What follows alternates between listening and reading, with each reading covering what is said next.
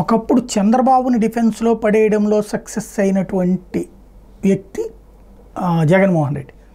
Skill development కుంభకోణం case, మరొక వైపున అమరావతి కేసు, ఇట్లాగా వరుస కేసులతో ఆయన ఉక్కిరి బిక్కిరి చేశారు.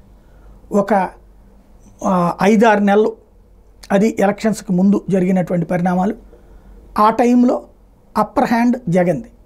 ఇప్పుడు అధికారం కోల్పోయిన తర్వాత చంద్రబాబు అధికారంలోకి వచ్చాక క్షణం తీరిక లేదు, రోజు కంటి మీద కునుకుండనటువంటి పరిస్థితి జగన్మోహన్ రెడ్డి.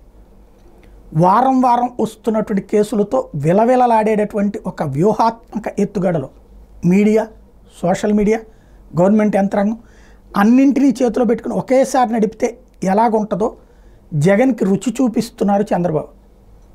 కాదంబరి జత్వాని కేసు ఒక వారం వచ్చేటప్పటికి బ్యారేజీని గుద్దేశారన్నటువంటిది, ఇంకో వారం వచ్చేటప్పటికి తిరుపతి లడ్డు, ఈ మధ్యలో వెంకటరెడ్డి అరెస్టు, నందిగం సురేష్ అరెస్టు, ఎంపీలు గోడ దాటేయడము, సీనియర్ నాయకులు జనసేన వైపుకి వెళ్ళిపోతుండటము.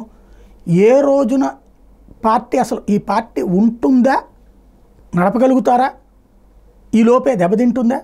ఇంకో పక్కన షర్మిలతో ఒకవైపున అటాక్, అలాగే కమ్యూనిస్టులతో మరొక వైపున అటాక్, అన్ని వైపుల నుండి అష్టదిగ్బంధనం చేసి తన రాజకీయ ఎత్తుగడ ఎట్లుంటుంది, తనతో పెట్టుకుంటే ఎట్లుంటుంది, తన వ్యూహ చతురత ఎట్లుంటుంది అన్నటువంటి చంద్రబాబు చూపెడుతుంటే విలవిలలాడటం జగన్ వంతు అవుతుంది.